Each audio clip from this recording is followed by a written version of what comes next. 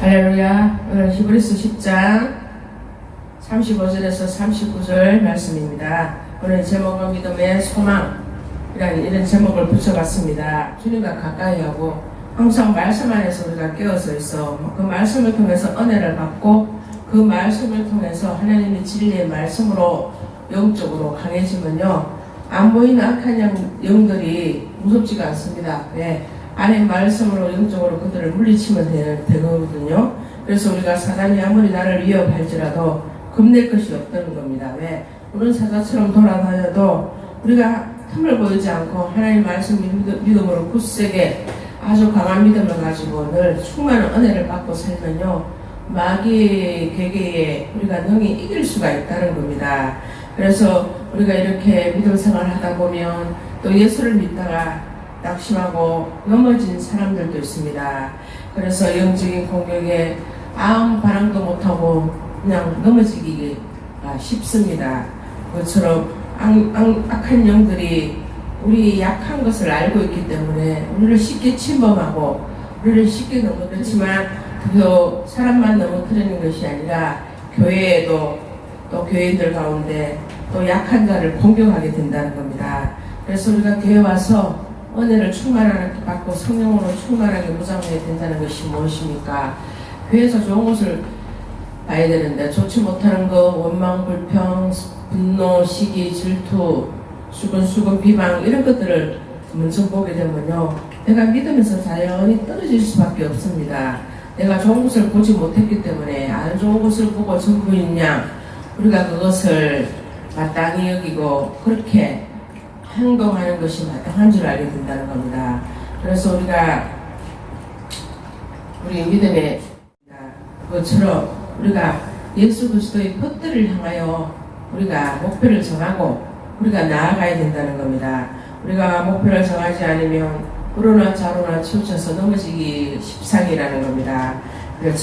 그것처럼 바울처럼 오직 자기 자신을 잊어버리고 오직 주님을 향하여서 푯대를 향하여서 쫓아간다고 했습니다. 빌립보서 3장 14절 말씀처럼 우리도 정말 내 자신 보고 내 욕심을 채우기 위해서 살아가고 내 자신의 욕망을 위해서 이렇게 살아가면 아무 소용이 없다는 겁니다.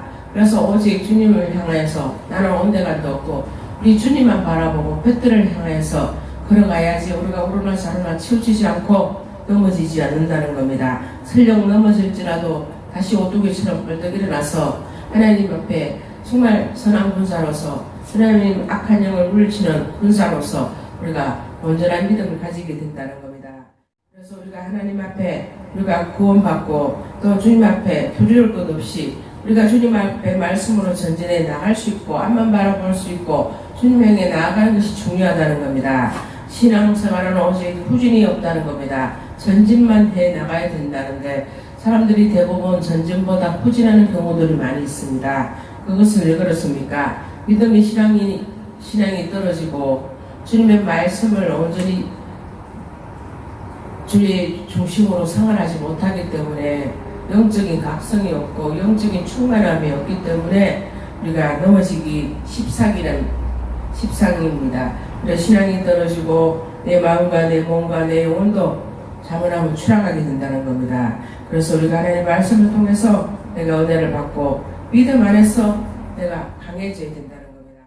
내가 하나님 말씀을 통해서 믿음으로 강해지지 않으면 약해지기 때문에 약해질 때에 악한 영들이 나한테 찾아와서 나를 공격하게 되면요, 나는 무참히 밟히고 자문하면 거꾸로지고 넘어지게 된다는 겁니다.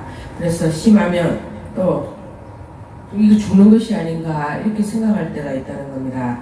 그래서 우리가 영적인 하나님의 영적인 것을 맛본 사람들은 영적인 기쁨을 맛봐야 된다는 겁니다. 그래서 쉬지 않고 기도하고 하나님 말씀을 읽고 생각하고 또 우리가 경건한 생활도 하고 또 하나님 앞에 이 천국에 가기 전에 이 세상에서도 천국을 누려야 된다는 겁니다.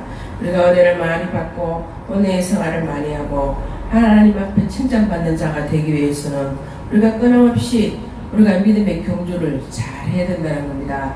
믿음의 경주는 아직 장거리 경주이기 때문에 우리가 정말 넘어지지 않도록 넘어져도 혹시나 넘어져도 다시 일어날 수 있는 힘이 있어야 된다는 겁니다. 사람이 실패했다고 영혼이 떨어지는 것이 아닙니다. 우리가 하나님의 말씀으로 살면 우리가 성공할 수가 있고, 또 우리가 실패했을지라도 다시 우리가 복귀하고 새롭게 일어날 수 있는 힘이 우리 하나님 앞에서 나온다는 겁니다. 그래서 우리가 믿음의 신앙의 자세가 뭡니까? 우리가 끝까지 주님을 믿고 정말 주님 앞에 믿음 생활할 때에 우리가 인색한 생활을 하고 돈으로 물질로 인색한 생활을 하는 사람은요, 그 사람은 하나님을 온전히 믿고 살아간다고 볼 수가 없다는 겁니다. 사람이 인색하면 주님이 따를 수가 없어요. 주님을 따라 자기 것을 다 버리고 따라갈 수가 없습니다. 믿음으로 성장하지 못한다는 것입니다. 그래서 우리가 종교인은 될지 몰라도 믿음의 사람이라고 볼 수가 없다는 겁니다. 그래서 우리가 믿음이 딱 떨어지면 사람들이 어떤 현상이 일어납니까? 인색해지고 남을 도울 줄 모르고 자기 자신만 똑똑한 줄 알고 자기 것만 전부인 줄 알고 그렇게 살아가게 된다는 겁니다. 그래서 믿음이 성장하지 못하고 퇴보하면요, 우리가 신앙이 퇴보하게 되면 우리가 열심히 뒷받침이 돼야 되는데 우리가 열심히 없고, 그렇게 되면 우리가 믿음이 식어갈 때 우리가 시험에 들기 시작한다는 겁니다. 그래서 사람들이 무엇이 중요한지 몰라요. 믿음이 중요한지, 돈벌이가 중요한지, 또 우리가 하나님 앞에 어떻게 귀한 하나님 목적으로 내가 세임을 받을까, 이것을 고민하지 않습니다.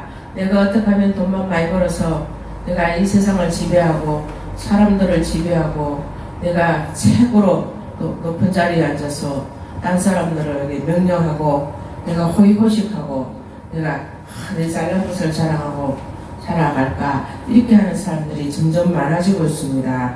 그래서 우리가 참으로 우리가 말씀에 하나님의 목적이 되지 않는다면 우리가 돈이 있으면 뭐합니까? 믿음이 식어집니다. 돈이 많을수록 믿음이 식어지고 그 돈의 관리, 주님이 기뻐하시는 것에 사용되지 않는다면 그 물질은 다 헛되고 헛된 것이 되기 때문에 하나님이 기뻐하지 않는다는 겁니다. 그래서 우리가 날마다 믿음 안에서 전진해서 우르나 자로나 치우치지 않고 호진 없이 앞을 향해 핏대를 향해 나가야 되기를 주님께서 바라시고, 또 그렇게 하기만 하고 기도도 없고 하나님 말씀으로 우리가 느끼는 것도 없고 그냥 마네킹처럼 앉았다가 예배 시간 끝나고 그냥 가는 것, 그런 사람들은 오고 가는 마당만 밟을 뿐이지 주님 앞에 믿음으로 성장되지 못하기 때문에 그들은 믿음에서 떨어져 버릴 수밖에 없다는 겁니다. 그래서 고린도후서 5장 이제 보면 우리가 믿음으로 행하고 보는 것으로 아니하며 사람들은 잠깐 있다 없어질 그런 것들에게 관심을 많이 두게 된다고 합니다. 그것처럼 우리가 잠깐 없어질 것에 그 마음을 두고 연연하게 되면요, 우리가 믿음에서 떨어지고 믿음에서 탈락하게 되고 정말 주님을, 아버지를 바라볼 수가 없게 된다는 겁니다. 그래서 우리가 주님께서 어리석은 자가 되지 말라고 하십니다. 왜? 우리가 잠깐 없어질 것들이 우리가 연연하게 되면 우리가 가는 목적지가 달라지게 됩니다. 하나님을 바라보고 주님 중심으로 살아야 될진데 우리가 헛된 것을 바라보면 그 헛된 걸 위해서 따라가기 때문에 주님 중심으로 살아갈 수가 없게 된다는 겁니다. 그래서 하나님 앞에 우리가 온전히 쓰임을 받을 수 있고 끝까지 주님 말씀으로 우리가 정말 살아가야 되는데, 바람이 불면 바람이 부는 대로, 비가 오면 비가 오는 대로 여긴지 저긴지 모르게 이렇게 믿음 생활해서는 안 된다는 겁니다.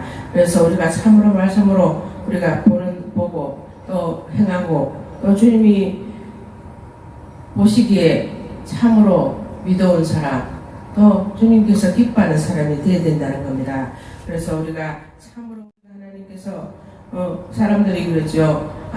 내 마음 변하는 것이 아니고 세상이 변하고 또 세상의 모든 천하 자연 이 만물이 변한다, 이렇게 합니다. 그렇지만 하나님께서 생각할 때는 천하 만물이 변하는 것보다 네 마음이 변하고 또 퇴색되고 또 잘못될까봐 하나님께서 그것을 싫어하신다는 겁니다.